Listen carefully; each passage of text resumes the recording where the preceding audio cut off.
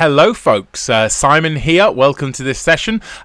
Just to let you know, this session is a slightly edited version of a previous education we did on music notation basics that was actually done back in July 2020 with a few edits in there. So if that is a video that you were in the collective for, well, I know we have some people who are actually possibly in that session live. This was recorded as a live Zoom session in July 2020. If you have not seen this session before then, however, then definitely it's a session for you. If you have, then possibly you can go and have a cup of tea, or feel free to continue watching, and it takes you through a session that I previously did on music theory. All the resources will be shared with you in the link, so you can access the PowerPoint presentations, you can access the video, you can access the examples that are talked about.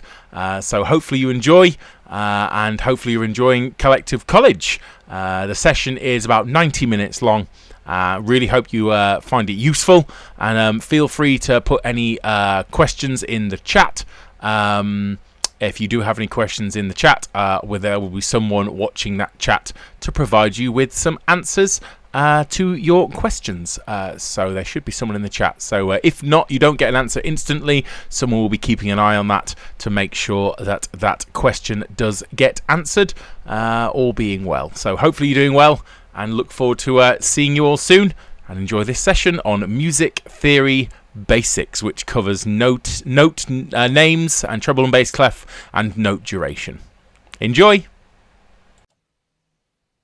So, hello folks, this introduction is mainly for those of you who are listening to this as a recorded session and can't be here with these lovely people live. So we'll get going. First things first is that if you do not have a pen or a pencil, you need to get one. I often like to have a pen and a pencil. Pencils are useful because you can rub them out. Just gonna mute there for a second.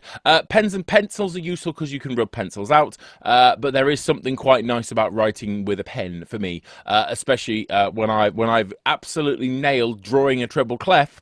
It's nice to know that I can have the confidence of drawing a treble clef with a pen, because I'm never going to make a mistake. He says, probably about to make a mistake today on that one. So make sure you've got a pen, a notebook, or had some paper. We're going to listen to a piece on the following page. Okay, hopefully you'll be able to hear this okay. Just letting someone else in the room. And all I want you to do is listen to this piece of music, and I'd like you to look at the early form of notation above the words and try to work out, can you work out what's going on? Here we go. There's your music, just there. Yeah.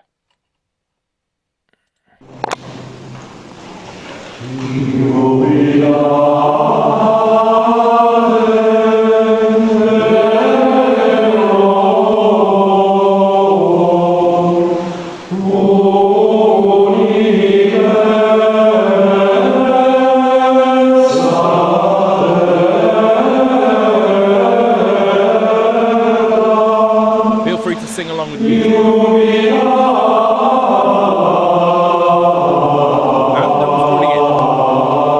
Okay, now I'm a little bit mean, by the way, choosing that because whoops-a-daisy, that is what music you looked like before they invented what we call staff notation. Okay, that's what it looked like. Those little squiggles, that was it. That was all you got, some squiggles. Now, granted, if you are in musical groups and sometimes you're not presented with a score, or also known as my community choir, sometimes they've come up with their own notation systems of squiggles and lines and dots. But as they find, sometimes the squiggles and lines and dots that you can put above words have limited value. It might make sense to the singer, but it wouldn't necessarily make sense to somebody else. And I think there's something there that would be quite difficult for us to actively use those squiggles. One, we don't know what they mean. Two, it would be quite difficult to work out, well, what on earth we're supposed to do. Okay? So our objectives for this session, this presentation, I'm calling it a presentation as opposed to a session because there's a second part to this. we want to understand the use of treble and bass clef in music notation. Not just understand what the dots and things mean, but understand where it came from and therefore what it's for. Sometimes there's a little bit, in my opinion, of kind of worshipping notation, like it is the music. And we'll go on to my opinion on that later on. Understand and successfully identify notes in the treble and bass clef without using books or sheets. There's the idea of this is it's all well and good looking at your notebook with all the notes on it and knowing the information. The important thing is, as a teacher, is that you don't look at your notes and you can still recall the information. And then any information you have, you need to then use it. You need to use the knowledge for it to therefore stick in your brain. So you've got to repeat these things and got to actually do work on it through time. So, first and foremost, I like to do a little bit of history. So, who here would like to tell me who invented staff notation? Does any of who invented it? I think the monks, the Gregorian monks. Elspeta is good. She's good. She's very good. It is monks. It is the monks. Now, we're going to start in the year 1025. Who knew you'd be doing history? Now, if you were a peasant and you were kind of, have unseasoned cabbage, probably a pretty bad year if that's what you ate. Look at that grumpy person with a stick and the other grumpy people doing their jobs. They're not very happy. They're not very happy at all. However, if you were wealthy, living in a big old fancy castle, every year was probably good for you. However, if you were a monk, there's a monk there, a picture of a monk, there's an actual monk. They didn't have photographs in the year 1025. 1025 was an absolutely awesome year because that's the time a monk called Guido moved to the Tuscan city of Arezzo in Italy. And he therefore was called Guido of Arezzo. Surnames didn't seem to be as important in those days. Often your surname was where you lived. So Guido de Arezzo. We don't have lots of information about him, okay? But that doesn't necessarily matter. What he did was came up with a system, the earliest system of what we would recognize as musical notation. It changed a bit, but he did come up with this idea of musical notation. He organized pitches into groups called hexachords. Okay, so not exactly the same as what we use, but it certainly was the beginning, the precursor to what we use. And he pretty much invented solfege, so do, re, mi, fa, etc., etc. And he advanced a method for notating those concepts more accurately. So it was the beginning. And like everything, music had to evolve. We're going to have a look at what he actually came up with. Now, before his time, they use what's called neumes. So those little squiggles above that piece of music we heard a couple of minutes ago were called neumes. Okay, if you were learning a plain chant, obviously in churches they sang plain chant. Now in Guido's time, it was mainly what's called monophonic. So mainly the plain chant in Guido of Arezzo's time was mainly one line of music. Okay. There wasn't really at this point polyphonic music, so lots of different parts. However, it would possibly take up to about 10 years for young monks to learn all the songs that they had to sing. Okay, so all the liturgical kind of service music for the kind of church calendar, it was a massive, huge book, and it was a feat of kind of memory to be able to remember all these melodies, these tunes and stuff like that. All they had to go on was these neumes. The neumes would slide up or down, a very, very basic, simple graphical notation. And that was your sheet music. They wouldn't tell you which note to sing, but they would kind of give you an idea of, are you going up or are you going down? Okay. Yeah, it was very, very vague. And therefore, the neume was only useful for some piece of music you already kind of knew. Okay, so you had to know it already. The neume was just like an aide-memoire of working out, oh yeah, we go up here, or oh yeah, we go down here. That was all it was useful for. It would not be able to, for example, be sight-read, as we found when we looked at it. It was like, oh, okay, I don't know what that's doing. Now, in his visits to monasteries, Guido looked at the younger singers struggled to learn chants in the church. Oh, Els Peters. Who determined the pitch, the notes? Who said we started at this height, at this pitch? That would often be interesting enough. I've heard sometimes some monks, and sometimes they seem to change their pitch after they've started. Possibly that's more modern monks. The person who would start, they would just decide upon a pitch center. Now, actually, one of the things Guido invented was exactly that, as in what pitch do you start on, and therefore they worked on that. Now, they still had things like simple organs at this point, so they still had the idea of a note and a frequency, but in vocal music it would be slightly by ear, and possibly if the monks were a little bit older, they may well start a little bit lower, and they may well kind of play around with that. After 1025, they came up with they started having things where you could sing in octaves. So that was the first kind of polyphony, was where they'd have younger singers singing an octave higher than the lower singers, and eventually they added fifths and things called drone organum and things like that. They added these extra things. But Guido went around and he saw that the younger singers were really struggling to learn everything, and it took them a long time. And if it took them a long time, they had to spend a lot of time learning the music, because every time some new music was written, composers were beginning, because we're getting to the later stages of the medieval period, the Dark Ages, whatever you like to call it.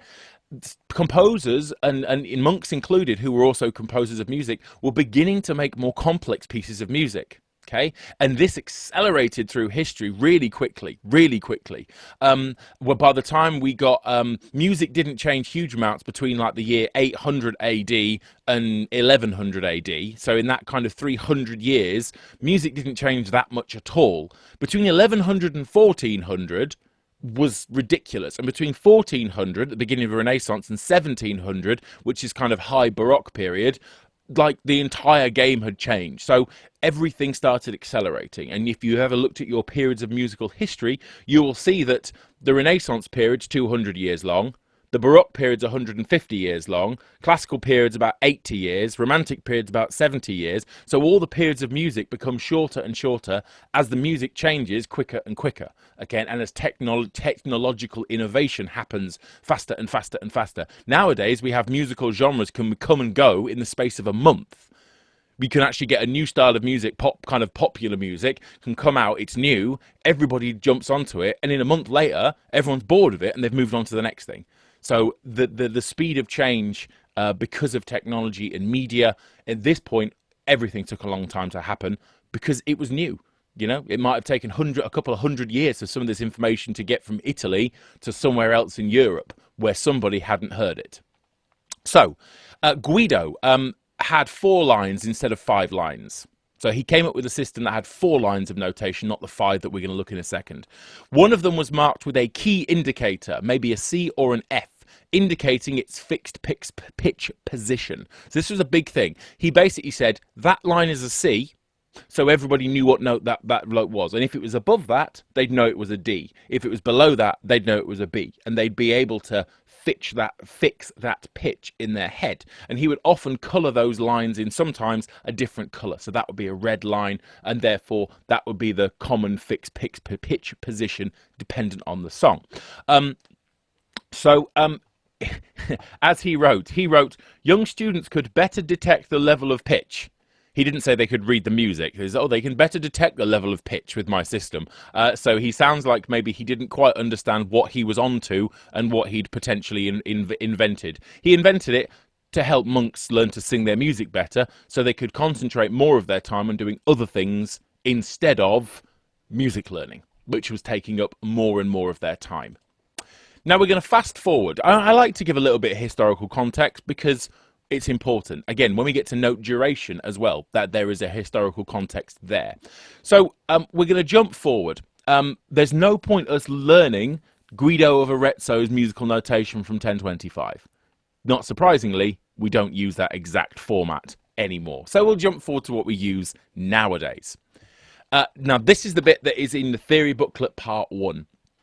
And I'm going to go through, again, a lot of you may well know this information already, so I'll go through a relative pace. If you need me to slow down, please let me know. So first thing, the stave or staff. Now, depending which country you're in, I've tried to use I've tried to make sure I'm going to mention as many different terminologies because America uses different terminology than we do in the UK. I'm assuming that I might have mainly UK people here, being that I started at 9 o'clock in the morning, and even in the most easterly part of America, it would be 4 a.m.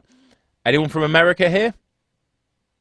Didn't think so. So again, just this is mainly for the people, the Americans who listen to the recorded session. I'm not surprised they didn't get up at 4 a.m. to do music theory. That would like actually being a monk, having to get up at that time of the day to start worrying about music theory.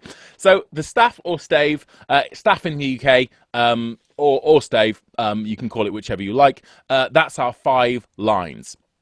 Now, unlike lines that we write on, the modern stave comprises 5 lines and 4 spaces, and we can put notes on the lines, okay?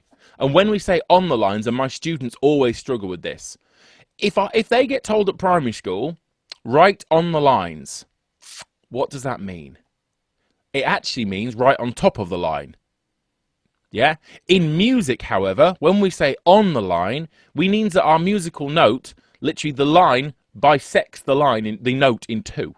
So it cuts it in 2, okay? Which is a difference in how we talk about on the line. So for a student, if I said on the line, they'd put it in a space, because that's if they were writing. If I was to say now, I'm going to write on the screen, and you were writing words, you'd write it in the space, but you'd call that on the line because they're sitting on the space. So just very quickly, when we say on the line, it means that note is absolutely in the middle of that line. That line goes through the middle of the note. Okay.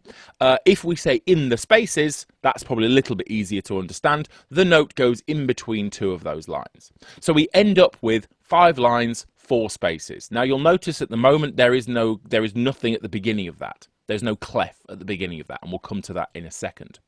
So every line or space on the stave represents a white note on a keyboard. Okay? Don't worry about the black notes. That's a future session. Okay? So every single one of them is a white note on the keyboard. So every line and every space gets used, and it's a white note on the keyboard. Okay? Now, clefs. Here we get to my lovely, pretty treble clef. The treble clef is a deeply pretty thing. Whoever came up with that, it's a pretty little ditty that you just, it's just lovely. It's lovely to, once you know how to draw a treble clef, you can, it's good. You just draw lots of them over and over again. Now, treble and bass clef are the usual clefs used. There are other clefs. There are lots of clefs. Clefs, like Guido of Arezzo, give you a fixed pitch position. So a clef is basically a way of giving a fixed pitch position to one of those lines. Okay, that's all it does. There is not only 2, therefore. There's treble and bass clef, which is the ones that we mainly use, but there are others. There's tenor clef, there's soprano clef, there's baritone clef, there's alto clef, there's all sorts of clefs. And that's before we even get into things like if there's a treble clef with an 8 underneath the treble clef or an 8 above it, at which point you either read it an octave higher or an octave lower. You play it or sing it an octave higher or lower than is written. I mean, that's just laziness. When they started inventing the fact you could just bump an octave up or an octave down. So there is lots of clefs, but we generally use treble and bass clef. So we're going to learn them today. And that covers the majority of notes that you'd need to use. Okay, certainly as a singer. I've not met many singers who can sing significantly lower than the bottom of the bass clef. Maybe a couple of ledger lines, but unless you are a significantly bassy bass, the bass clef is okay for you. And again, unless you are a very interesting soprano, the treble clef is generally going to be okay for you as well. So, first, we'll go through the treble clef. Now, the treble clef is also called the G clef. The reason why is because the treble clef loops round initially the second line of the stave. The second line of the stave has a fixed pitch position of a G, and a very certain G, the G above what we call middle C. Okay, now I could give you, like some people use numbers. I always get the numbers wrong. I think that G is G3. I think it's G3. but sometimes I say it's G4 and it may well not be. So sometimes you count the octaves. I'm just going to say for the moment it's a G, which is about just above the middle of a keyboard or a piano. Okay. And by the way, just before we say it, middle C, in case anyone's ever been told this in a music lesson, middle C is not called that because it's the middle note of a piano. Because it's not. Okay. If you've ever been told that, you were lied to. Okay. And it was terrible. Okay. We'll get to, interesting enough, if you ever sat at a grand piano, the middle note of a piano, the very middle point, is the gap between the E and the F. Just above what's called middle C. It's actually not even a note. The middle point, if you count, because I did it once when I was younger, counted it, it's the gap in between two notes. It's not the note C. It's not middle C. That's got called a different note for a different reason. Now, the note on the space above G is A. Musical notes only go from A to G. You probably know this, but if not, there is no H. So if you're kind of thinking, wow, all these songs we do in the collective have loads of notes A to G, but they're kind of a little bit nasty because it doesn't use H, I, or J. I've not sung any note J's in this piece at all. What's he going? Well, you know, there's so many more notes of the alphabet to go through. No. We only have those 7 main pitches. We have, you may well know, we have 12 specific notes if you include the black notes as well, but we're not for the moment. So we have A, B, C, D, E, F, and G, 7. That's why we have the word octave. Octave is the 8th. So the 8th note, we're basically back to the first note. Okay? Now, does anybody know here why an octave sounds the same? Anybody? Anyone know that why a low C and a higher C both sound like a C? Because they're not the same note. Hazel. Is it due to the resonance that comes out? Yeah. Almost. Resonance is almost the word. Okay. Anyone got the word for me? You are kind of right, but it's the word resonance, and it should be the word. Anyone want to give me the word? Frequency. Yeah, frequency. Now, frequency, I am not, by the way, a science teacher, but frequency is measured in what we call hertz, or cycles per second. The difference in an octave, if I had an octave, if I had the 220 hertz, okay, that means that the sound wave is hitting my ear at 220 cycles per second. If we draw that as a wave, that therefore is hitting my eardrum and it's vibrating 220 times a second. My brain converts that and I hear it as a low A. Okay? The next A is just twice the frequency, 440 hertz. Okay? 440 is what orchestra's tuned to. Okay, and therefore, if I want an octave above that, it's 880 hertz, 880 cycles. The reason you hear it as a similar note is because I'm not going to get into too much science here, but sound waves are about low pressure and high pressure. Okay, there's little areas of pressure, and it's those areas of pressure. It's not necessarily air. You need air for sound to travel, but like it's not air. If you've ever tried like singing into a candle, it's not just air that comes out. It's not just air that travels this. You can't get sound in a vacuum because they need some way of traveling. Again, I'm not an expert. But if you have that your brain picks up, and if you imagine those high and low pressure waves, okay, the high and the low, if it's an octave, are together at the same time. There's just twice as many of them. So the high points and the low points are at the same point.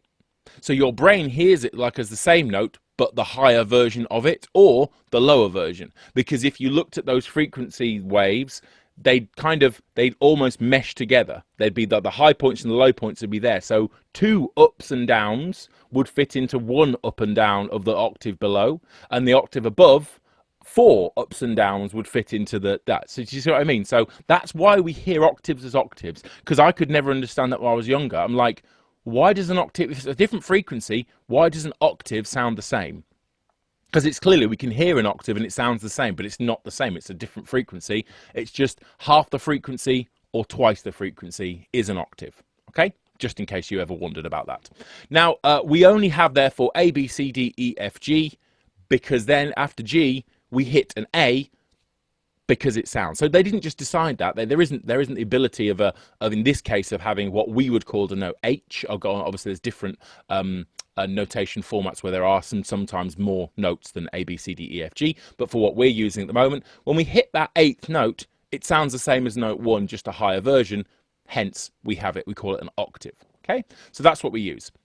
The note on the line above A is a B, and annoyingly, I wanted to I've got one of these little fancy fangled pens that I can draw on my screen, but I've set this presentation up so that the screen that you have the presentation on isn't my touchscreen that has the pen on. So I would have to flip everything. So I won't draw utilizing my, one second, put to option, pen.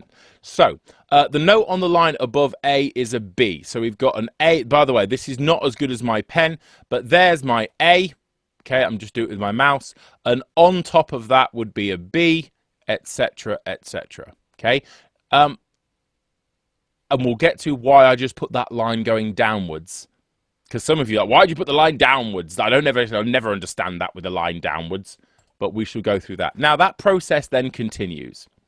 Would anyone like to tell me why the notes go downwards at some point? Why at the point of B do the lines go downwards? And does that change how the note sounds? No, it doesn't. It's only for ease of reading. There is no difference in downy lines and uppy lines at all. Okay, if you're a barbershopper, often you'll know that because in barbershop music, if you've got like lead and tenor on one stave, all the tenor lines go up and all the lead lines go down. So you wouldn't think of it. But often, if you've just got one part per line, the lines go up until the middle point. That's so that the lines don't go into the next line of music. If you have 4 or 5 lines of music on a page and you always have the lines going up, if you have a really high note, the line of that, the uppy line of that is going to go into the stave above from the previous line, and then it's going to get awful to read. Does that make sense? So it makes no difference. If the line goes up or the line goes down, apart from in barbershop where sometimes it tells you which part you should be singing, if all of your lines go up or down, it doesn't change anything to do with how the note sounds. Okay, it doesn't make it a different note duration. It's literally just for ease of reading. And that process continues. So we add notes. And therefore we get to the top of the treble clef on a G. And then we're done. However, we just ran out of room. So what do? We add what's called a ledger line. Okay, I'm just going to turn my pen off. We add a ledger line. All a ledger line does is it means that we don't have to use a different clef. Okay, because what we could do there is we could just stick a different clef there that gives us a different fixed pitch position. But then we have to get people to be able to read to a clef and then straight away read another clef as they're reading. And that gets very confusing. Okay, so if we add a ledger line, we just add an extra line that it's like an invisible line that wasn't there before. But basically it just is if you basically create a 6-line stave. Okay, instead of 5. Now, the reason we don't create a 6 or a 7-line stave is it becomes more and more difficult to read a stave the more and more lines there are. And they found that 5, because there's a midpoint with the B, you can read 5 lines. But actually, if it's all those lines together, and I know that some people play the piano, so they read 2 staves simultaneously, and they're just fancy show-offs. But if you have a stave that has maybe 8 or 9 lines, if you ever try to read something like that, it's horrible, because you can easily make a mistake on, oh, is that the 2nd space, or is that the 3rd space? And then, if you're not careful, you're 2 notes off. And that is really difficult. We make mistakes sometimes in a normal stave where we read a note, especially if you're reading ledger lines. I sometimes read it incorrectly. You might have done the same thing where you've looked at a piece of music, you think it's in treble clef and it's in bass clef, or vice versa, and you end up singing it very wrong. And it ends up being a very interesting harmony part that you create that's 3 notes away from what it should be. So we use a ledger line. Now, the ledger line, basically, we put the note, and again, that line goes through the middle of the note. So again, those ledger lines are just to stop us having to use another clef. Or to stop us, because not all the time, we don't need that 6th line until we get to notes that actually use that part of the stave. So you need to imagine that those lines are always there, but we just don't see them until there's a note on them. So when we see a ledger line, that just is reminding us, yep, that note is actually officially there. If we didn't have a line, you'd have to guess. Well, it's kind of about one line above, so it's probably one note higher. And then we're back to basically using neumes of guesstimation and guessing where a note is. Oh, it's kind of a bit up, so that looks about one note, I think. Or is it two notes? I'm not quite sure. And we obviously don't want that.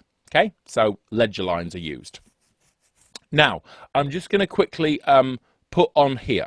Now, I would like you, and again, do you have lined paper or do you have plain paper? Some people have lines. Okay. Now, either you can, if you've got lined paper, okay, this is depending on the lines. Just quickly, again, this is what I do with my students. I'm just going to stop sharing my screen for a second. If you've got lined paper, I would like you to be able to draw a stave now. But before you do, if you've got lined paper, you probably have already realized that if you've got lined paper, using 5 lines means that you get like the world's largest stave. Yeah? It is ridiculously big. You end up like writing it with a giant Sharpie marker. It just doesn't, and it doesn't feel very refined. The easiest way of doing it, and the quickest way of doing it if you have lined paper, if you got plain paper, you just have to do 5 lines. There's no way around that. If you got lined paper, 3 of the lines, all you need to do is put a line in between 2 of them and a line in between the other one, and voila, you have a nice 5-line stave. Okay? Now, probably you might have worked that out yourself. Young people don't work that out. Yeah? But you also don't want to try and get 5 lines in the space of 2, because then your stave is absolutely tiny. Okay? Absolutely tiny. So 3 lines, 2 lines, and just draw a stave. I'll give you a second. This is always the part in lessons when I'm at school when I get impatient, because I feel that they should draw like perfect. You see? Yes. You see? Elsa's got it. Yeah. Nice. It's why I get impatient, because I always think students should be able to do things quicker than they can. I have the same thing in my lessons. Yeah. Yeah. It's like, come on, you need to have done it already. We have some staves. Now, the first thing is, I'm just going to quickly track back, because I think this is important, because we need to have a sense of achievement. I would like you first and foremost in pencil to draw a treble clef. Okay, to draw a treble clef. Now, to draw a treble clef, don't start from the bottom. Don't start from the bottom. You start from, as you see there, you start from the middle, just underneath the second line. You basically just do a little spiral. You go spiral round and then all the way up and down through itself. It may well take, initially, your first treble clef often is a hateful, stunted little thing that you need to just, rub out, and it's okay. As we said, practice is everything. Once you can do a treble clef, it feels good. It's quite a nice little spiral, hey, flip and down, spiral, hey, flip and down, yeah? You get your little spiral, flip up and down, and it's like, yeah. And it's got a little kind of, wah, at the end of it. Or it does when I do it. Okay, which I would have shown you with my fancy pen, but it's on the wrong screen. There you go. So that's the first thing. Treble clef is more difficult than bass clef. The only thing you need to make sure is that your spiral goes around that second line.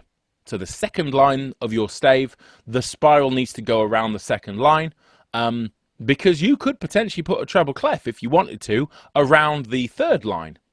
But then you'd be creating a new clef called like the Denise clef or the Hazel clef or the Lynn clef. Or yeah, you've created your own special clef, but no one else would be able to read it, and then it's not got very much use. And the bass clef, is basically it's half of the collective logo, if you've not noticed. So your bass clef, you have a little splodge, a little dot that is on the fourth line, and then you do the other little half of the love heart.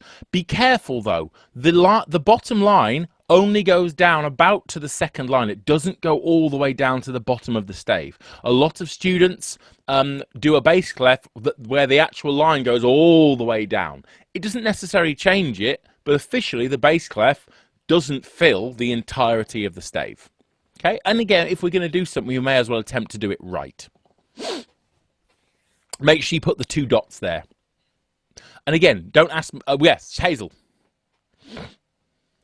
Are we meant to be seeing your screen show at the moment? Oh, sorry. Yeah. Sorry, No I forgot when I stopped sharing screen. My apologies. No wonder you're looking a little bit. Yeah, so there's the treble and the bass clef.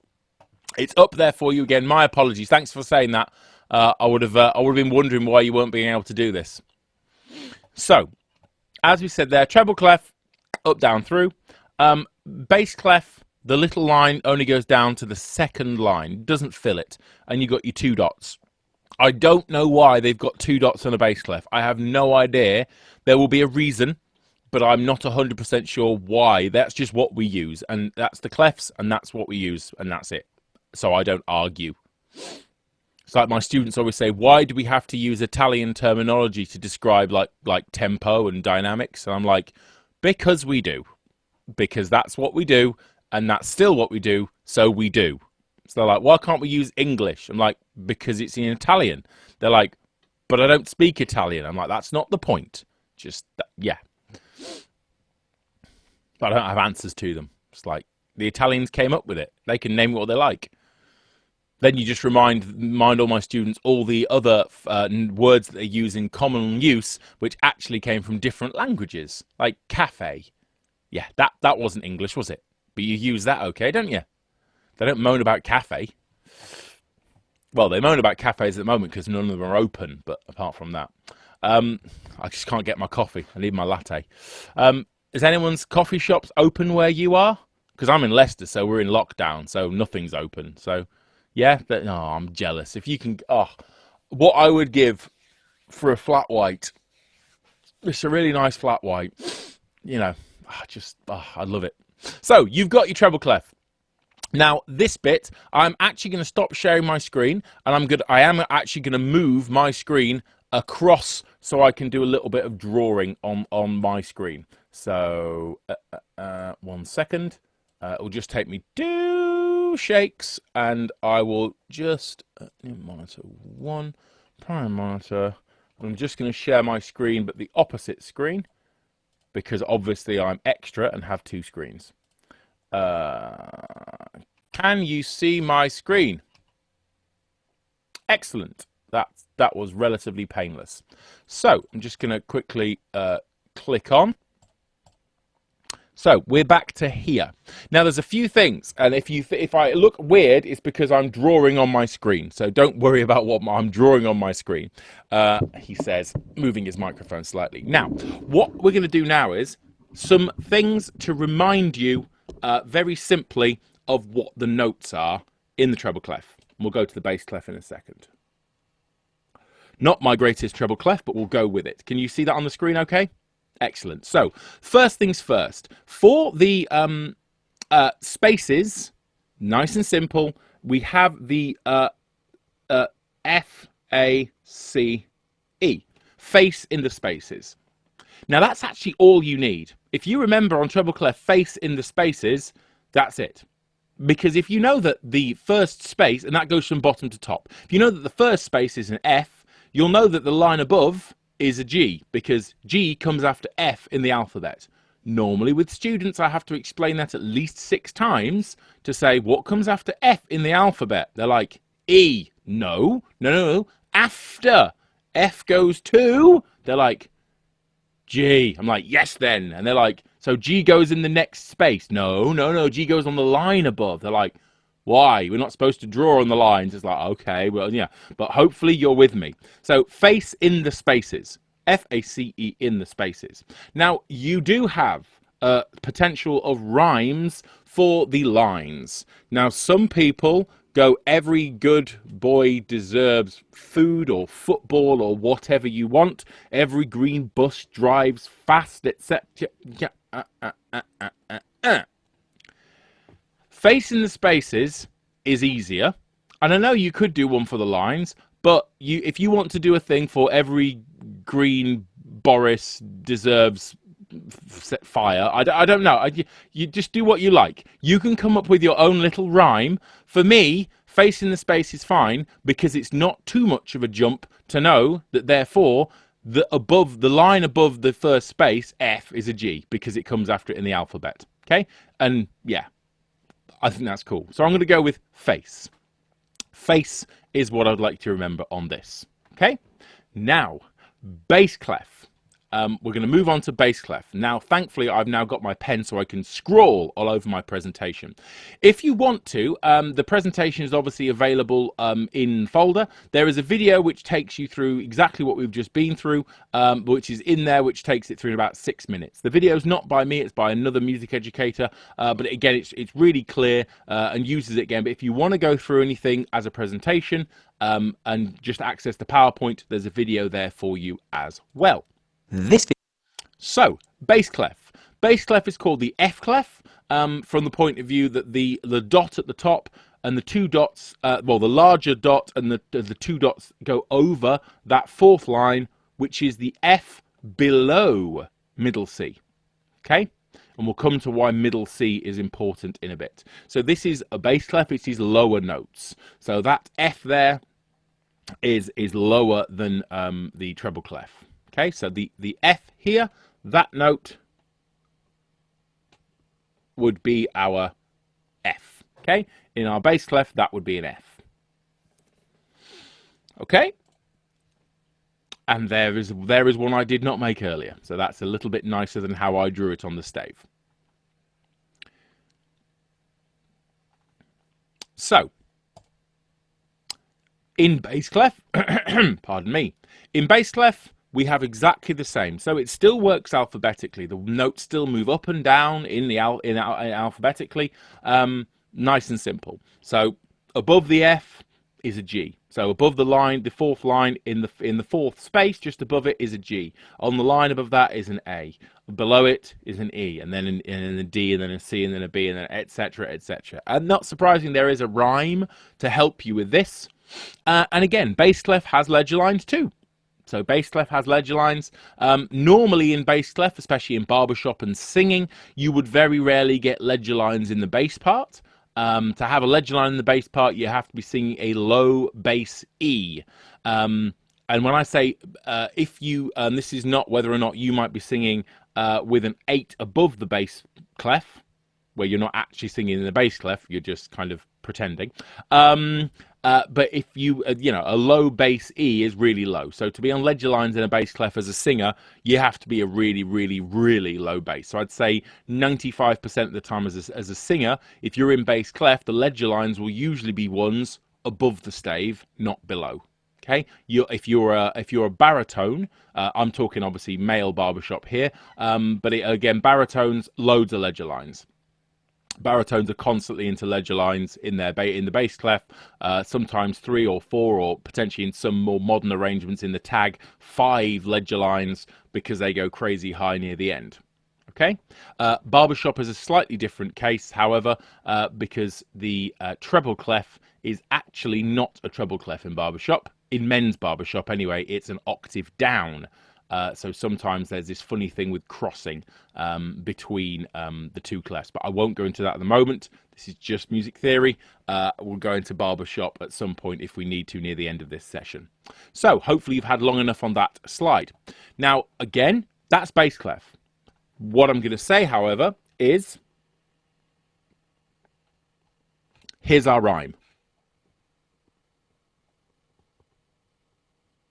Now, the problem is akeg isn't really a word.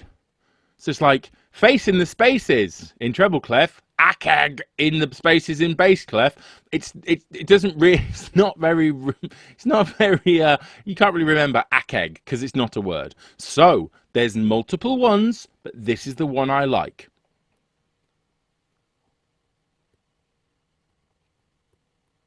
All cowsy grass. That's what I got taught when I was like 7. And that's the one, it's the one that makes more sense to me. If you use a different one, that's absolutely fine. Okay? You could say like Alpha Centauri eats gravity. You can do whatever you want if you're of a scientific nature. That's okay. You can make anything up you like. The problem is if you make one up yourself, you then forget what you made up, and then it kind of gets away from it. So all cows eat grass, which I think is factually accurate, unless they eat grain. Depends what you feed them on. But, you know, grain-fed cow, you know, grass-fed cattle, you know. But all cows would eat grass if you put it in front of them. All cows eat grass. So facing the spaces in treble clef, all cows eat grass in the bass clef. And for me, they're the two bits of information that are 100% easy to go on and are 100% easy to remember. Okay? Now, we're going to get to this little middle C thing. Has everyone written that down? Excellent.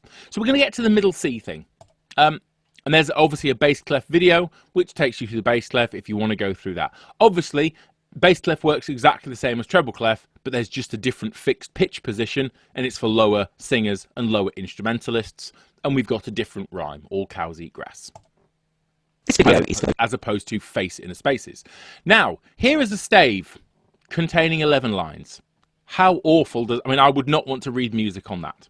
Okay, if I got given that and someone, I'm just going to invent a stave now. 1 second.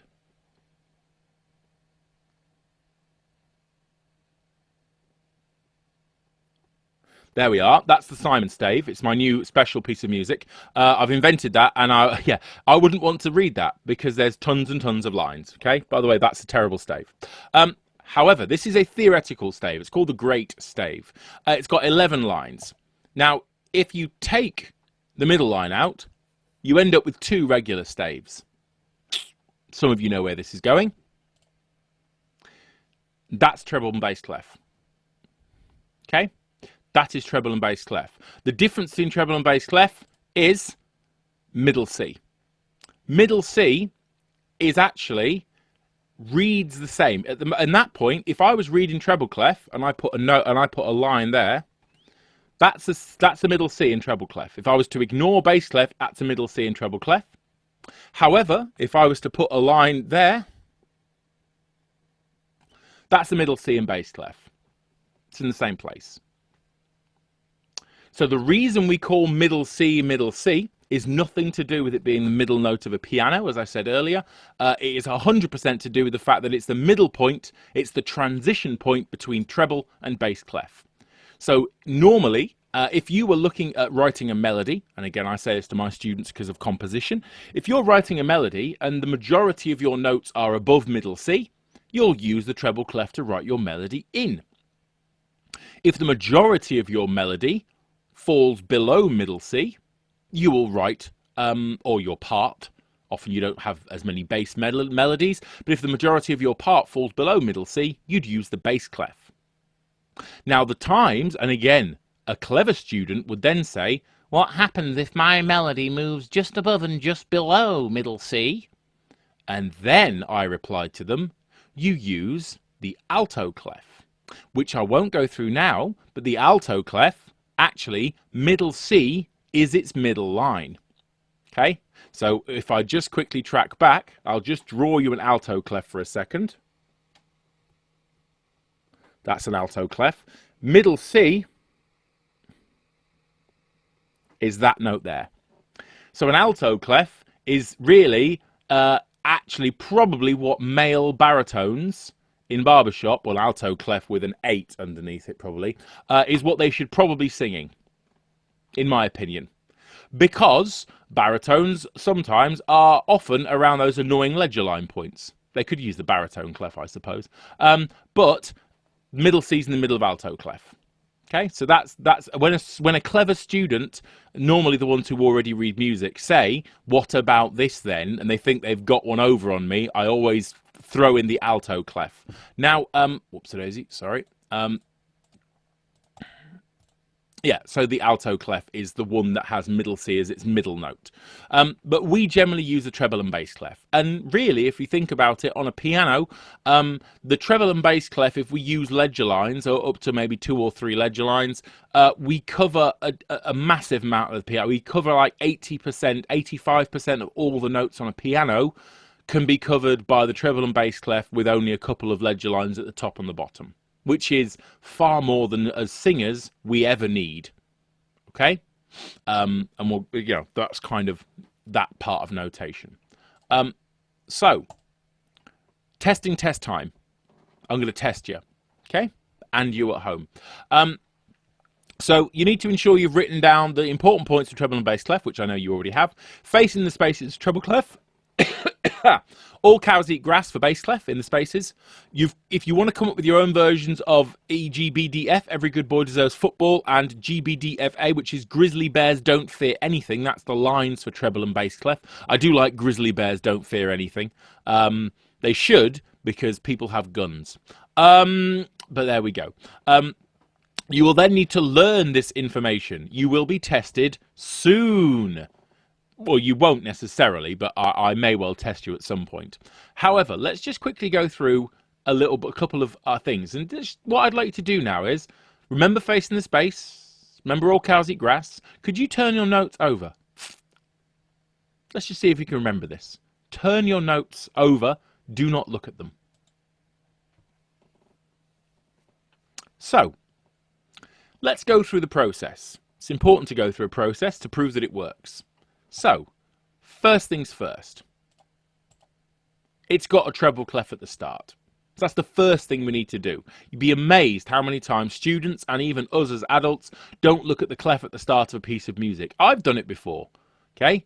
If I'm singing, especially if I move from SATB to as a lead, if I'm singing in tenor in SATB, it's in bass clef. In barbershop with my vocal range, it's treble clef. So if I don't pay attention, I can quite easily sing the wrong clef and sing the completely wrong notes, and then people laugh at me and say, you're a music teacher, what are you doing that for? So it's got a treble clef at the start, first and foremost. It's on the second line. The lines in the treble clef go, every good boy deserves football, but you could just say it's above the first space, which is an F for facing the spaces. So it's a G. Okay? Nice and simple. You could also go, the spirally bit of the treble clef goes around the second line, and the second line is a G in treble clef. Yes, you could, if you remembered that. And again, the reason that G is up there, so that some people can feel good that they remembered that the treble clef spirals around the second line, and the second line, therefore, the fixed pitch position is a G.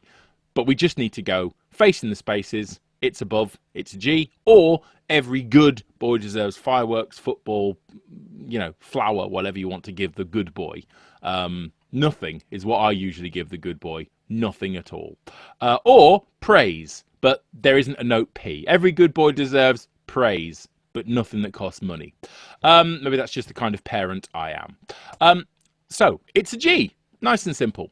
Next note. Try and work it out.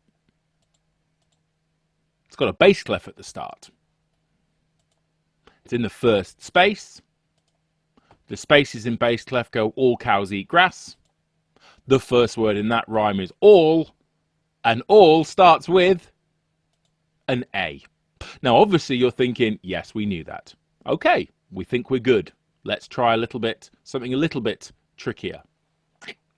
Low bass. Low bass. So, it's got a bass clef at the start. It's below the bottom line. The bottom line of the bass clef is a G. Okay? Is a G. Grizzly bears don't fear anything. Or you could just go, the bottom space is an A, the line below that is a G. The space below that, and I'll draw this, therefore, if that is a G, the note there would be an F, the note there with a line through would be an E, that's a D. But you just need to count. So I would go G. Yeah, G is that note there. In the space would be an F. On would be an E. That is a D. Okay, so I would just count down. There's not necessarily a simple way with ledger lines. You just have to count down. Count down or count up. And it's just line space, and count it. Okay? And as everything, you will learn this. The more you look at notes, and some of you maybe already have done this, depending on what vocal part you do. If you're a male baritones learn very quickly to read ledger lines extremely well, because they constantly have to look at them. Okay? If you're a bass, a male bass, you don't use ledger lines very often. Okay, I started playing the violin when I was 9, so I'm really good on treble clef. Treble clef to me, I just see it and I know it without even thinking. Bass clef, I still have to slightly, even after all this time, I don't read bass clef as naturally as I do treble clef. So if I read bass clef, I sometimes get it wrong and read it as treble clef because I started and first learnt treble clef when I was like 9 years old, I think 8 or 9 when I started playing the violin. So there's that one. Let's have a last one. Same process. Treble clef at the start. It's above the top line, so we're in ledger line territory.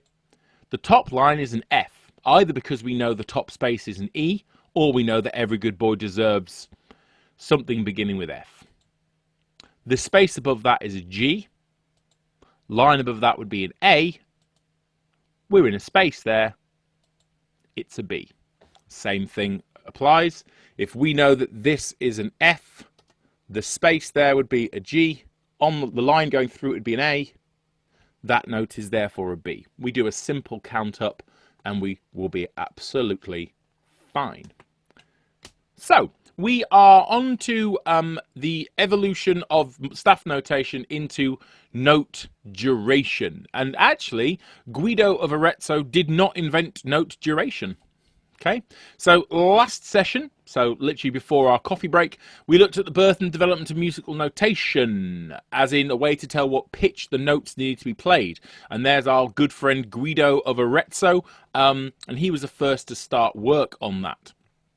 Now, a staff is great, and fixed pitches are even better, because we know what notes we need to sing. However, our music is still missing something very important. You don't know how long to hold the notes on.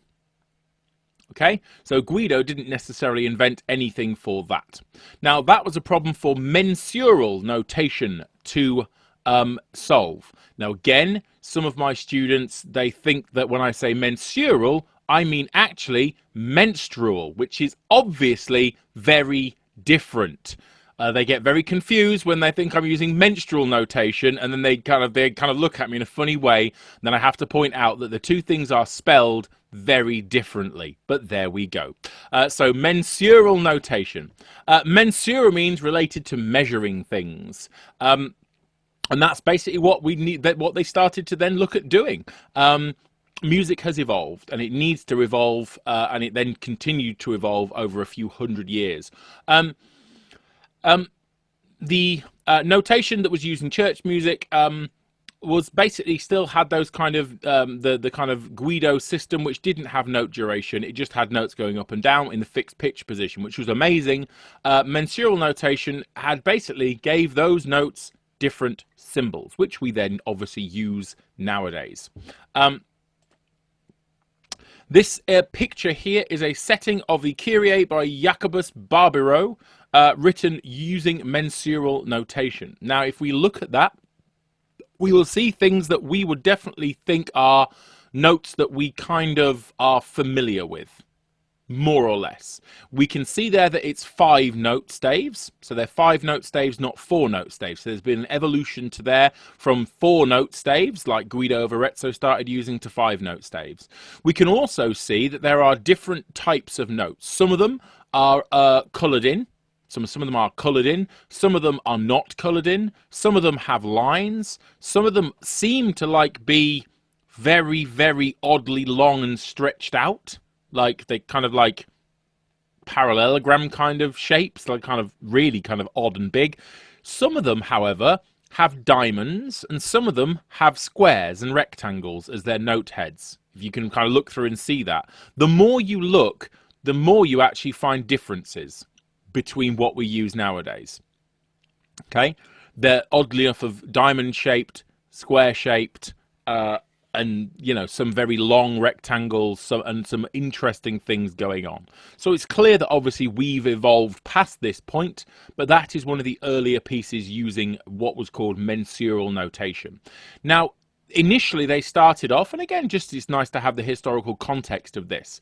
Initially they started off using 2 types of note values. They called it the longer and the breve, okay, or the breve, okay. Now, that's all they had initially. Okay? That was it. Now, believe it or not, we still have those note values today, even though the former, the longer, which is long, it means a long note, breve means short. Now, anyone who knows their old music things, if we have what we would call a breve nowadays, is a breve a short note? If anybody knows, some of you might have heard of a semi-breve. A semi-breve is half of a breve. So if you know about a semi-breve that is a long note, a breve is twice as long as that. But at this point, they called that a short note, and the longer was twice as long as that. Okay? Don't worry about that. Did not mean that in this time, music was unbearably long. It did not mean that all musical notes were ridiculously long. There's been a shifting of the notes, and we'll go through that in a second. Now, the breve has stuck around. It's British English name for what Americans call a double whole note. So Americans, you have a whole note. A double whole note is what we in the UK would call a breve. Okay? Now, you got to love Wikipedia. This is a table from Wikipedia. It shows the evolution of the mensural notation system. If we look at initially 13th century, I mean, we can actually therefore, that piece by Jacobus Barbero was from the 15th century. Why do I know it's in the 15th century? Because that's the only one that uses squares coloured in diamonds. So actually I can look at that and go, well, that piece of music was from the 15th century, because before that the notes were coloured in. Okay, so I can say that straight away. That piece of music was from the 15th century because that was the notation system that was being used at that time. Initially they went for the longer, the breve, the semi-breve, and they had a very simple way of doing it. A square, a diamond was shorter, a square with a line was longer, and a big fat rectangle with a line was the longest note of all, the maxima. They then decided, obviously, to add shorter notes by adding a line to the semi-breve and calling it a minim, adding a flag to the minim to call it a semi-minim, adding two flags. So basically, they just started adding things to the notes. Like, stick a line, half as long. Stick a flag on it. Stick a tail on it, half as long again. We need shorter notes. Let's stick another tail on it. Yeah, that's fine. So basically, it was something that, as they obviously wanted to use shorter and shorter notes, and as music got potentially faster and faster, and obviously if we think about this, when musical notation started in the 13th century, it may have been that the people who were writing music down, it may have still been more kind of sacred religious music, and again, we were still in the very early days of polyphonic music. Music was not as ornate and complex. As we got into 14th and then the 15th century, into the Renaissance period, music started getting a lot more polyphonic, a lot more complex. There started being a lot more ornamentation in music. And if you listen to religious music from the 14th, 15th century, compare it back to plain chant, it's clear why they needed to write down, rather they need to have note durations that were significantly smaller, especially when ornamentation and trills and runs and turns started coming in, because yeah, they were short. They were short and they were fast. So again, notation had to evolve to the music it was being used for. If we look there for the 17th century, by the 17th century, that's what we use nowadays. So we still use the music that was basically had been evolved up to the 17th century. Okay, so that's what we use, because there's been no real need for anything since, because it generally covered the bases. It covered what we needed. Okay. So that table is obviously there for you. If you need to track back, you have access to this PowerPoint presentation if you want to have a look. The note names are used in Europe, and this is where I need to be careful, because obviously I am in the UK. If you're American, you'll use different note terminologies, and it's important we try and kind of know both note terminologies. Europe today are also invented during this time. Longest note of duration was the maxima, longer was then the breve, then semi-breve. The minima then got called the minim. However, as it says there, in the time when you had the maxima in the 13th century, the maxima was only about as long as a modern semi-breve. Okay, so that it does not mean that a maxima, because if we just go backwards slightly, if we look there, if we said a semi-breve is 4 beats long, a breve is 8 beats long, a longer is 16 beats long, that would mean that a maxima would be a 32 beat long note. Well, if you're singing that, that's going to need some severe ninja breathing. If you've got a note which lasts for 32 beats, okay, but it didn't, so a maximum may have been more like a 4 to 5 beat note, and obviously as they started using these faster and faster intervals, they slightly recalibrated how long these notes were. Okay, so don't worry, it wasn't that, like I said, it's not like in the 13th century everything's like, you know, the shortest note ever sung in a piece of 13th century music was 4 beats long. Nothing was shorter than 4 beats. All the music would have taken an awful long time to listen to at that point. So they did slightly recalibrate. So we're going to fast forward now. So that's kind of where mensural notation is kind of where it came from. It evolved over that period of a few hundred years to, as music changed and evolved, so the notation system changed and evolved. And again, who knows? We might be able to update musical notation systems. Although, actually, interesting enough now, the reason music notation doesn't change nowadays is because, well, I'll come to my opinion at the end of this, actually. So we're going to jump forward to the modern day. And we're going to look at notation systems that we use today, based upon that 17th century system there. If you've got pen or a pencil, that's absolutely fine. You don't need to worry about stave now. You don't need to write a stave because rhythms do not require a stave. Okay, pitches do, but you don't have to write any staves. So you don't need to worry about writing lots of 5-line staves. So, semibreve. Semibreve nowadays is normally the longest note we will use. Normally, because mostly the longest bars we will have are what's called 4/4, 4 beats in a bar. We do still have music where we have what's called a breve, but it has to be in a very specific type of bar because a breve is 8 beats long. So you have to have a bar that can fit 8 beats in it. Okay, we obviously can have 8-beat notes in music. We do in some of our pieces. We have 16-beat notes in some of our pieces of music. If you sang one voice, you'll know that you got some very long notes where you had to sing the same thing. All we do in this case, though, is we tie together. So that's the little tie, the little line that therefore just sticks together to say you need to sing this and keep singing it for 8 beats, 12 beats, 16 beats, or however many beats it adds together. Okay, but generally that's the semibreve is the longest note we will see in most of our music. The minim, oh, by the way, the semibreve is 4 beats long. Okay, 4 beats long. We'll get to American terminologies in a bit. So if you are American and you're going, you know, what's a semibreve, man? I can't do American accents. But if you're wondering what a semibreve is, yeah, you call it a whole note in America. Actually, the American system makes sense. It does make sense, but so does the UK system. And it actually makes sense for different reasons. And I'll use both later on. So a minim is 2 beats long and is half the duration of a semibreve. Okay, so 2 minims occupy the same amount of time as 1 semibreve. So those 2 things, if you were to sing the semibreve, it'd be 4 beats long. If you were to have the 2 minims, they'd be 2 beats long each, and it would therefore last 4 beats in total.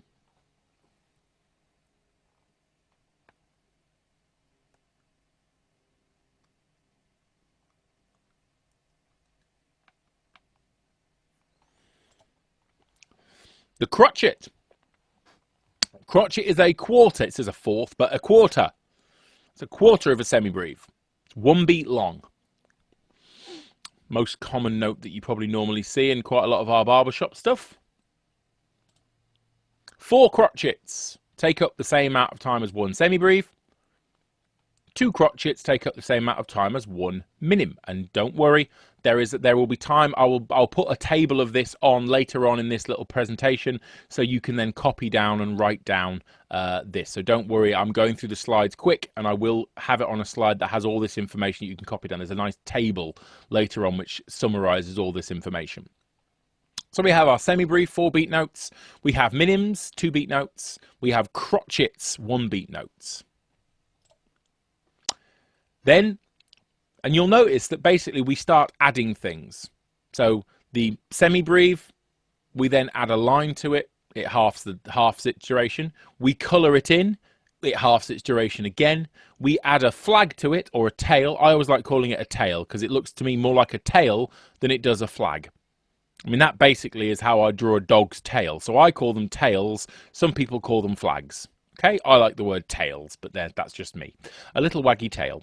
Although I suppose when you get to a semiquaver, and if your dog has two tails, then you may well not find it as cute. So we have our little tail, which is a quaver. Our quaver is half the length of a crotchet, so it's half a beat long. Okay, so two quavers take up the same amount of time as one crotchet. Half a beat plus half a beat equals 1 beat. Semiquaver. Our little doggy here is a mutant. He has 2 tails, but that just means he's twice as waggy, which means possibly he's twice as cute, or she's twice as cute. There are obviously female dogs, otherwise there'd be no male dogs. So we have 2 tails on the semiquaver, and it is half as long as a quaver. So every addition to a note has made it half as long, okay, or twice as short, depending on which way you want to look at things. So our semiquaver is a quarter of a beat long. So 4 of those semiquavers would be 1 crotchet. 2 semiquavers are the same length together as 1 quaver. And there'll be a nice table for you in a second, so don't worry. Now, although it is possible to have notes with 3 tails, 4 tails, 5 tails, you don't see them very often. You've got them actually in You Will Be Found. There are a couple of what we call demi-semi-quavers. That's with 3 flags. Yeah, on the twiddly bits. Yeah, on the twiddly bits, you've got a little demi-semi-quaver where it basically has a little twiddle. It does that. So when you sing it, you probably do that with your head. Yeah, it's that little bit. It's the twiddle bit. Yeah, I've been telling the youth to physically do that with their head because it looks amusing.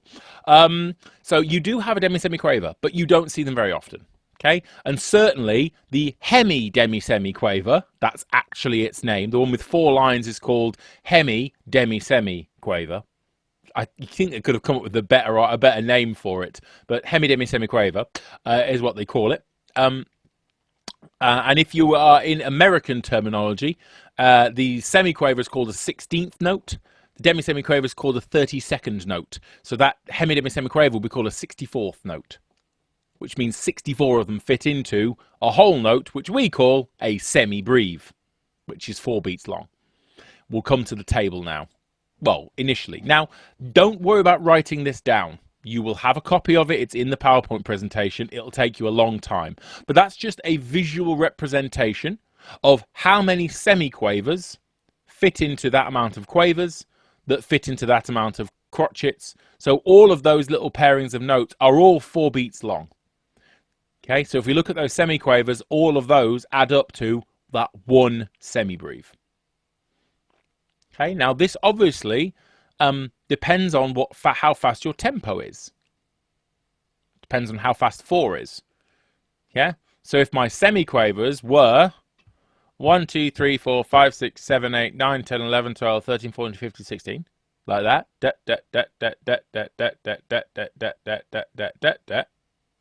That means my quavers would be da da da da da da da da. Crotchets would be da da da da. That's a slow tempo. If I'm counting that, that's 1, 2, 3, 4. 1, 2, 3, 4. Okay, so normally and again, I won't go into this in too much detail. How you count a piece of music depends upon the numbers at the beginning of that piece of music. So if it says 4, 4, that means you are counting in quarter notes, which means you're counting in crotchets, 1 beat notes. 1, 2, 3, 4. If it says 8 at the bottom, you're counting in 8th notes, which are quavers. This is where the American system begins to make sense because it makes time signatures make a little bit more sense. We won't go through to time signatures in great detail now, but we are going to do that in tomorrow's session. Time signatures and key signatures are what I want to go through tomorrow. Possibly some chords and inversions as well, but we'll see how we do. So, here's your table. There's your table. American, symbol, British, American, beats, and then the accompanying rest symbol for that. I'll explain about a dotted minim and what a dot does in a second. That is something that if you want to write down, you're 100% okay to write it down. I will talk and explain a few things to do with this, but you'll have a few minutes to write that down if you want. It has semibreve, the dotted minim, the crotchet, the quaver, the semiquaver. And I'll just focus on why we need dots in music. Now, the mensural notation system we use nowadays is all about doubling. Everything gets doubled. So we start off with our semibreve, that's 4 beats long, and then to form a minim, the minim's half as long. That's great, it's 2 beats long. And then it's 1 beat long, and half a beat, and quarter of a beat, and an eighth of a beat, etc. But there are songs where you want to have notes that are 3 beats long. Yeah? Because of course you do. You want notes that are 3 beats long. Otherwise, you're having to write melodies that only feature 2 or 4 or 1 beat notes. You might tend to have some notes that are 1.5 beats long. Well, what do? You might have notes where you want it to be like just less than a beat long. What do? Okay. Now, rather than forming new symbols, okay, and I'm assuming at some point they did have new symbols. Okay, I'm assuming at some point somebody experimented with having a different symbol for every single note duration. So like for 1 beat, 2, 3, 4, 5, and etc., etc. The dot system, however, is very useful. Okay, really, really useful. But what the dot does is always in relation to the note it goes next to. So I'll just explain this. So if I have a minim, that's a minim. It's not a very good minim, but it's a minim nonetheless. That is 2 beats long. Okay? If I add a dot to it, a dot like that adds half the length of the note it's put next to. Okay? Half the note length. So if I say that that is a 2 beat note, half of 2 is, so it's 2 beat note, plus half of 2, which is 1, equals 3. A dotted minim equals 3 beats because the dot has added half of the length of the note onto itself. However, if I have a crotchet,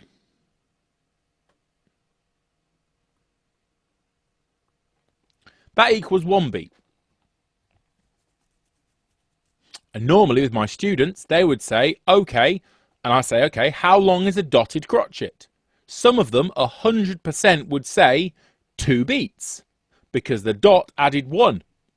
So it's 2 beats, but it's not, because we add a dot to a crotchet, it adds half of the note duration. Half of 1 is a half, so it's 1.5 beats long. Okay? Half of that. So the dot is always in relation to the length of the note it's next to. You can also have, just rub this out, you can also have a dot next to a semibreve. Okay? Dot next to a semibreve. Half of a semibreve is 2, which would mean a dotted semibreve would be 6 beats long. Don't see them very often because normally we're in 4/4. Well, not necessarily 4/4, 3/4, 12/8, 6/8, 9/8, but very rarely do we go in modern music past 4 beats in a bar, unless you're doing jazz and you're in 5/4 possibly. But a dotted semibreve. You can put a dot next to any note, and here's one that you see quite a lot, and it begins to make people confused, but I'll just go through. If we have dotted quaver, a dotted quaver, okay? We know that a quaver, if we look here, is half a beat. Half of a half is a quarter. half plus a quarter is 3/4. Or, if you like your decimals, 0.75 of a beat. Okay? Often we will see a dotted quaver, and this is where it all kind of, hopefully when you start looking at music, something in a bar has to basically bridge that gap. Where's the other quarter coming from? Okay? Where's the other quarter note coming from? Well, normally it'll come from a semiquaver. Okay? And then the next slide we're going to do, I'm going to get to kind of, I'm going to do this. I'm going to use the same bit of information here, because you will notice, hopefully you've all got this table down. You will notice in like You Will Be Found and all the other songs we do, there are certain rules about magnetism here. So all this information here is if you have individual notes, individual crotchets, individual quavers, individual semiquavers. Now, individual crotchets next to one another can easily sit next to one another, and they are perfectly happy to sit next to one another. So I could hear, they're all crotchets, perfectly happy. They sit next to one another, 4 crotchets, we don't need to do anything with them. Okay? Nothing at all. However, if they become quavers. Now, you will already know that you don't often see quavers written like that in a piece of music. You don't see lots of little quavers with their flags. Flags are magnetic. Tails are magnetic. Okay? Tails stick to other tails. Okay? So if I was to literally take these tails, the tail here means that it reaches out. Okay, it reaches out like that. The tails on the other side joins up. They stick together. Okay, so that is 2 quavers. Okay, the tails stick together. Okay, now you have to imagine here that, again, tails are amazing things. All those, that would be 4 quavers. They would be next to each other. I won't get into more advanced things to do with what's called beaming, because there's certain rules in certain time signatures when you might have 3 quavers together or 4 quavers together. But again, it's past the level of this session at the moment. But if you have 4 quavers together, they would add themselves like that. Those tails would be magnetically attracted to one another. Okay? Now, if you had, I'm just going to quickly rub this out. So if you had a quaver, a semiquaver, a quaver, and then a semiquaver. Okay? Now, these would stick themselves together. Okay? So first and foremost, this quaver and this semiquaver, they've both, the 2 flags will meet up. Excellent. The next one, those 2 notes will meet up. Excellent. Those 2 ones will meet up. The semiquavers have flags left over. Okay? Now, can those tails, those flags, reach to the other notes? No, they cannot. Okay? But they are still attracted to the left. Okay? Still attracted to the left. So that there would be a quaver, a semiquaver, a quaver, and a semiquaver.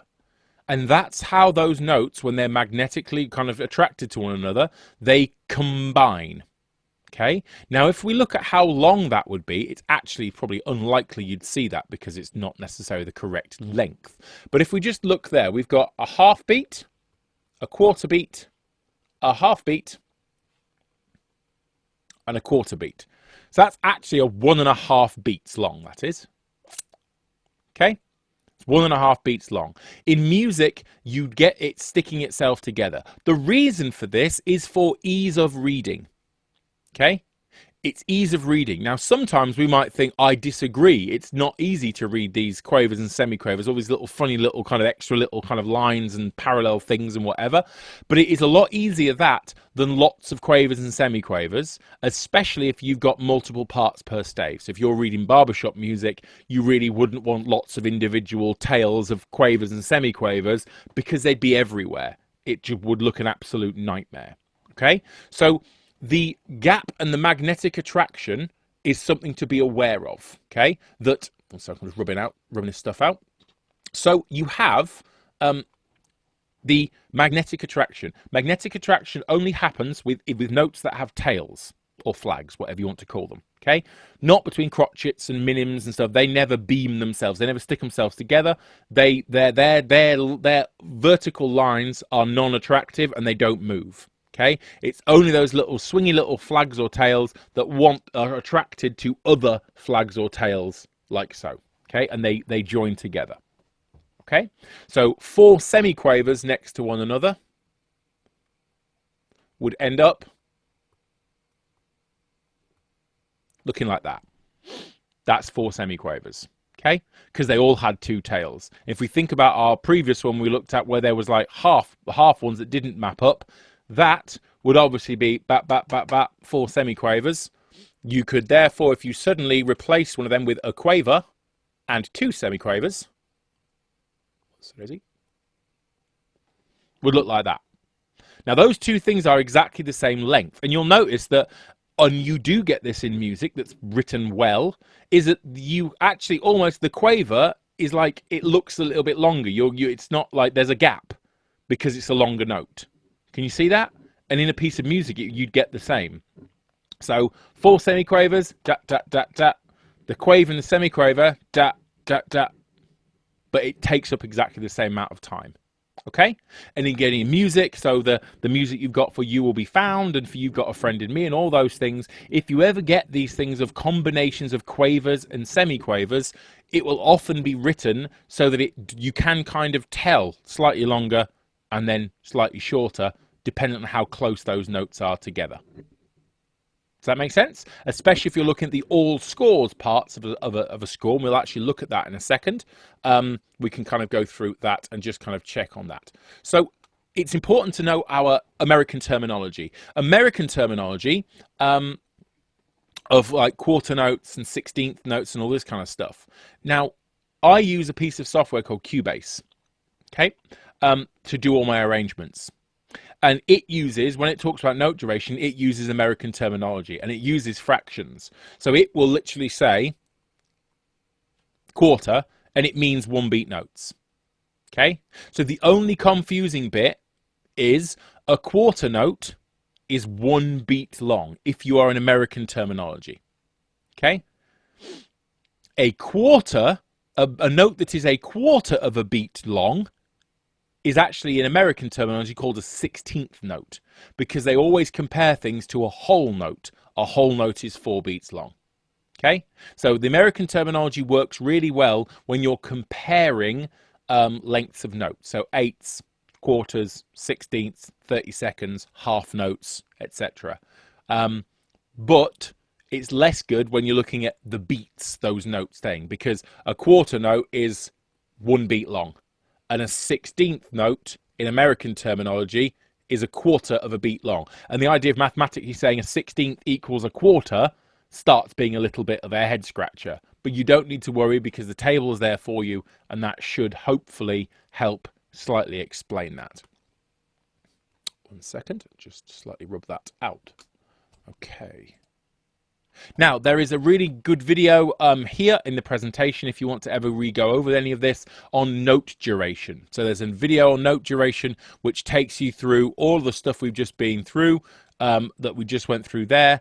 And again, it's really, really useful to be able to go through that if you want to travel through it again in a specific period of time.